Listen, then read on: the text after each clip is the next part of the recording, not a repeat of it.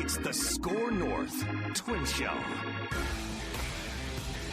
All right, SKOR North Twins Show, Extra Innings. Wanted to jump on here, guys. How we doing? From Target Field. Not many games left. Game 161 here out of 162. Twins officially eliminated from the playoffs as of last night with their loss to the Baltimore Orioles. Hit the like button, subscribe button here on the SKOR North Twins Show, even though the season is winding down and some at least Extra Innings episodes from Target Field are coming to an end. This show is not coming to an end. I've had some comments on that. Nope, Twin Show will still live on with Mackie Judd and myself. Trevor Plouffe will still join us on Tuesday. We'll have any other reaction breaking news that happens. We'll be here. Hopefully a busy off season too, so strap in, even though the season is now over and it's a big bummer. There'll still be plenty of content here on the SKOR North Twins Show. So thank you to everyone too that has liked and subscribed to this channel. I'm honestly blown away by it. This was something I wanted to do last winter, and I put the plan together, and it was executed. And unfortunately, the Twins won't be playing playoff baseball, but I've had a blast regardless, giving you guys notes and updates from the clubhouse and whatnot. So thank you to everyone who has supported and listened to the SKOR North Twins Show. I wanted to hop on here for just a quick solo episode, mostly to talk about the comments from Rocco Baldelli post-game yesterday, and then also some other comments that he had today in his pregame and media availability session. Some other comments too from Carlos Correa last night. So I wanted to provide you guys some of those quotes, some of that insight, and kind of what I'm thinking, kind of what I'm hearing, what I'm kind of pontificating onto here. So we'll dive into this. Probably the big headline was, which is the title of this episode, and probably saw on making the rounds on social media, was that Rocco Baldelli will be forever bothered by this season. And you know, Rocco sometimes can, just like a lot of other coaches and athletes, they can talk in circles, but I think Rocco's a pretty insightful guy. And for him to come out there with his heart in his sleeve basically saying, I'll be forever bothered by this, I thought was incredibly telling. He should be forever bothered by this. Of course he is. So that was an interesting comment by him to basically admit that, hey, these last 6 weeks where the Twins, for the other, 4 months, were one of the best teams in baseball, that they're missing the playoffs because of these last 6 weeks, and it will forever live with him that he has to be a part of that, was a part of that, was managing that, was trying to get this team out of it, and unfortunately never was able to do so. And I don't blame him for those comments. I think they're honestly the right ones to make. And you know, he kind of discussed this earlier today as well, that this will irk me, even, you know, sleeping on this and trying to figure out where, you know, this team stands going forward. This will still irk him. And in the last 6 weeks, he addressed, you know, the team as unprofessional. He let things play out for a long time before having to go in there and address the team. And everything that he tried didn't work. And I think as a manager, that's why it's more frustrating. You let things play out. You try to let your locker room take over. You yourself as the manager try to figure out ways to motivate them or unmotivate them or get them out of the funk, and none of it worked. And I think that's obviously probably what is the bothering, the irking, all that type of stuff that Rocco is talking about. Is they tried everything to get this team out of this funk, and obviously none of it worked. So it's it is going to bother him. And you know, he addressed his job security, obviously. Where am I at right here in my quotes? Just trying to make sure I'm on the right side here. That, you know, the Twins showed him, you know, so many different things over these other 4 months of the season that he really felt that this was a good team and a team that he wanted to manage. And, you know, he doesn't want to speak for everyone because he has to let that play out with the front office and try to figure out ways to, you know, what they could have done right, what they could have done wrong. But he's not necessarily worried about his job. He told me that he's committed to this team, the organization, the staff, and you know, I wonder. My guess is, here's my guess. This is not me reporting. This is just my guess, and we're gonna likely hear from obviously Derek Falvey in the coming days. My guess is he's not fired. I don't think he'll be fired.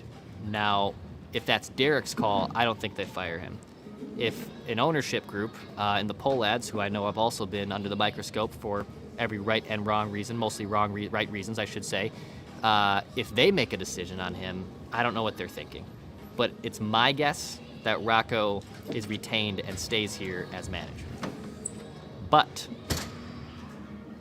I wonder if there's another path where Rocco does elect to step down and not want to manage this team anymore. Now, they've missed the playoffs 3 of the last 4 years. Keep in mind, this is Rocco's first ever job as a manager. He was a bench coach, a field coordinator, kind of this hybrid front office player-manager role with Tampa Bay. This is the first and only job he's ever had as a manager. And he doesn't strike me as the guy that wants to be a baseball lifer as a manager. You know, we've seen so many managers, Ron Gardenhire, Tom Kelly, even current ones that are baseball lifers. They're going to do this and they'll manage multiple teams. Whether they stick around with one or not, they're going to manage multiple teams. I don't know if Rocco is if he forever wants to be a manager, and that's just my guess. I'm not reporting on that. I know Royce kind of threw that idea out on Unchained too. I think it's more likely he is reshuffled in a role than he is fired in a role, but there's going to be a lot that play out too over these next few weeks, and we'll have clarity on that. So again, subscribe and like to the SKOR North Twins Show here for any breaking news on that. We'll gladly provide that to you here.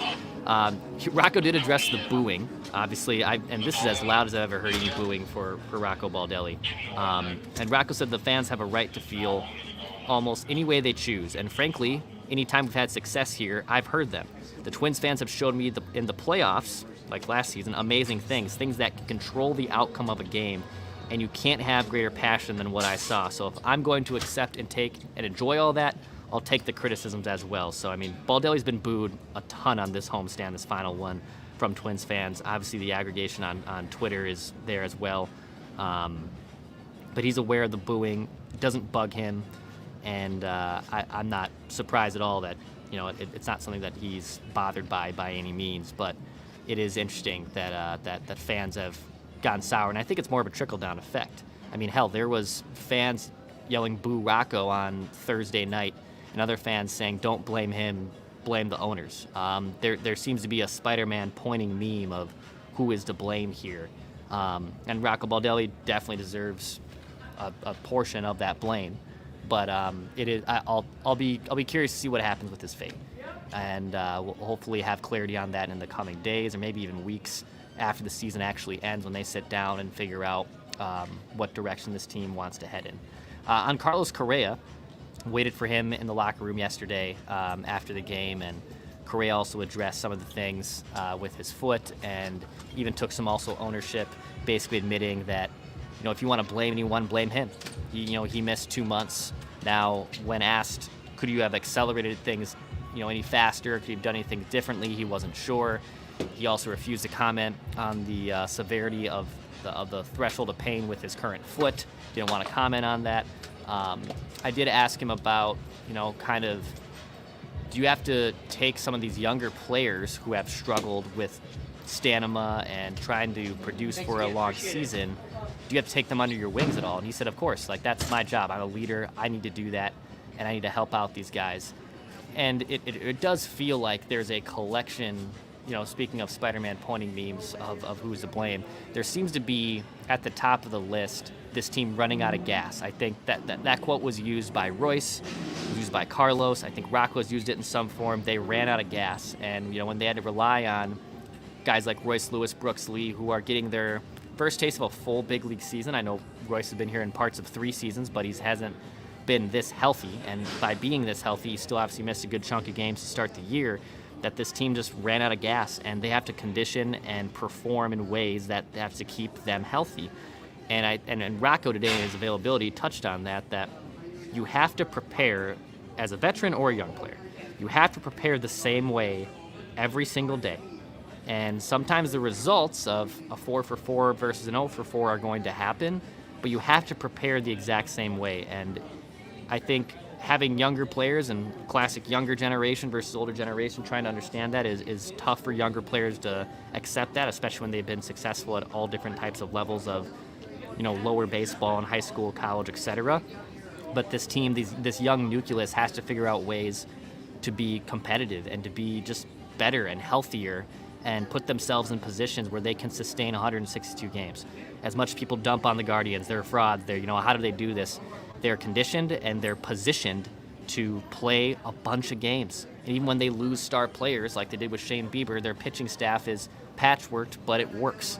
I think there's a lot of younger players that will have some self-reflection this year of what can they do differently to help them prepare in a way to play 162 games. Playing 162 games is difficult. Like, everyone is beat up and tired, by the way. There's not like a one person, or there isn't like a collection of people that are feeling as good now as they did on opening day. That doesn't exist. It's impossible with baseball players. But there are things you can do, I think, to prepare better, and I think a lot of these younger players understand that. So we'll certainly see too how they want to operate that.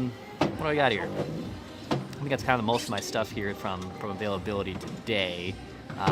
Rocco also saying the last 6 weeks were not fun at all, and it's not the right time to acknowledge, his job status. But we'll see. He is still under contract, so this isn't a contract year for Rocco. It's not like he's entering a year of uncertainty, but he is entering an area where his team has missed the playoffs 3 of the last 4 years while being positioned as contenders to win their division and to be a playoff threat. And as much fun as last year was, the sample size of 3 of the last 4 years with this current team, not exactly where you want to be. I got fans walking in here to the Thriving Club, so I'm going to turn off this pod. But I appreciate everyone listening, appreciate everyone watching. We'll have a full episode on Monday. We have a packed day on Monday on SKOR North with the Vikings and Packers and everything else. So hit the like button, subscribe button. Super excited and very thankful for you guys, too, for making the SKOR North Twins Show happen. So appreciate everyone who has supported this show. Hit the like button, notification for if any breaking news does happen in the coming days. I'll be here to react and report on that for you guys. So thank you. This is the SKOR North Twins Show, Extra Innings. Be talking at you guys soon.